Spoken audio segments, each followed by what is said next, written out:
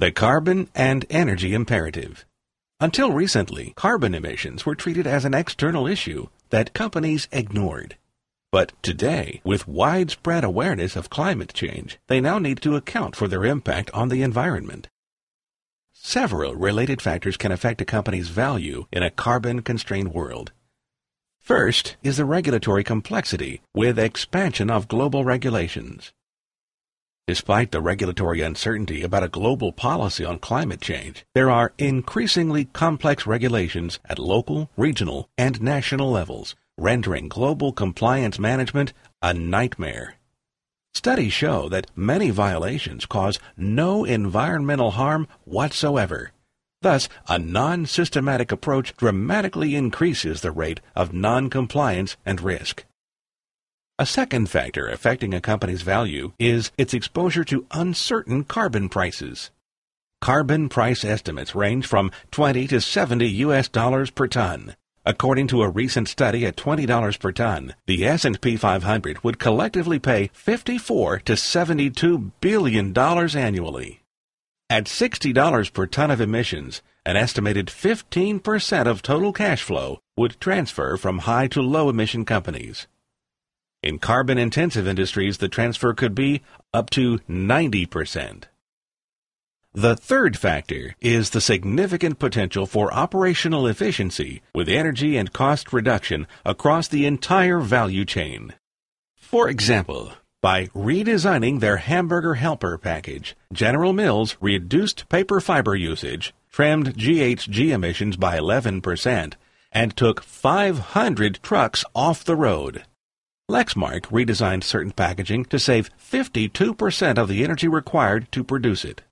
Nike collaborated with their manufacturing partners to reduce energy intensity by 16%, despite a 9% production increase.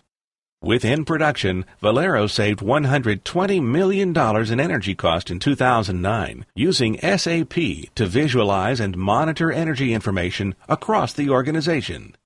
In retail, Home Depot implemented efficiency programs in its stores, saving 2.6 billion kilowatt-hours of energy.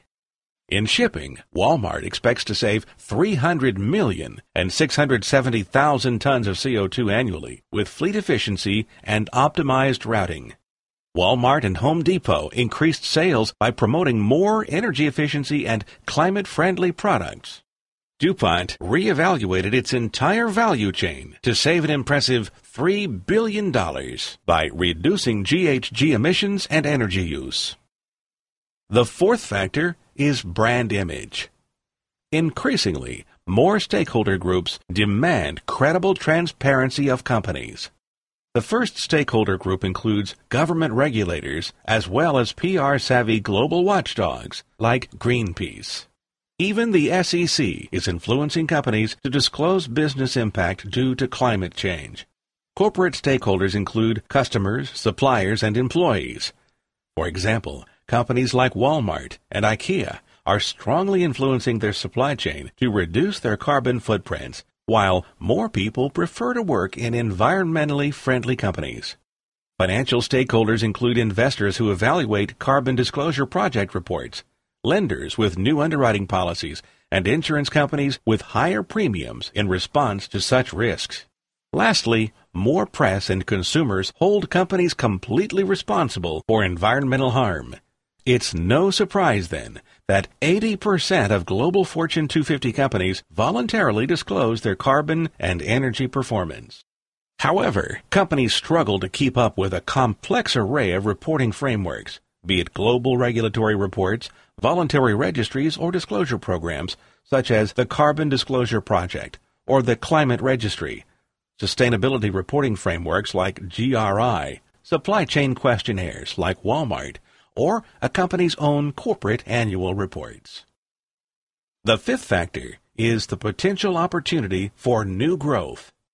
Many worldwide surveys confirm that most people prefer to buy from environmentally friendly companies. Indeed, social responsibility is cited as the main factor for brand loyalty. Consequently, many sectors are responding by developing new climate-related products and services with high returns. GE and Procter & Gamble are prime examples. In summary, energy and carbon management can yield substantial short and long-term returns on capital. With an effective energy and environmental strategy, companies can increase the value of their enterprise by managing some of the key drivers of their valuation. First, it can reduce risk premiums with better management of volatile energy and carbon cost, and also sustaining its license to operate in the eyes of regulators, partners, and communities. Second, it can improve its reputation and pricing power with a clear intent and transparency of proactive energy and carbon reduction across its supply chain. Next, it can substantially save cost with reduced process costs for compliance, energy use, and carbon liabilities. Next, it can improve market share and customer loyalty with an emphasis on a company's climate-friendly attributes. And lastly, generate new revenue streams by developing unique climate-friendly products and services. Most businesses understand that risk and opportunities are changing, but they need to evolve too. While many companies merely react to regulations, others are leading the way with a proactive approach to address energy and climate change.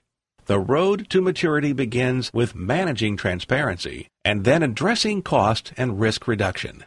Finally, a company evolves to reposition itself, making sustainability part of its mission.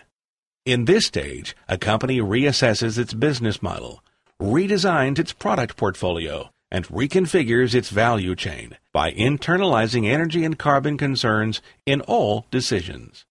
Defining sustainability, including energy and carbon management.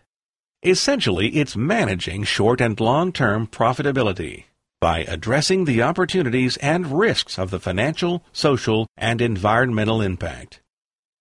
SAP has taken the lead in addressing all aspects of sustainability. SAP's Sustainability Map provides details of an organization's sustainability requirements and a framework for how SAP solutions deliver value. SAP Carbon Impact is a leading business software to help companies manage energy and facilities, carbon and product life cycle assessments.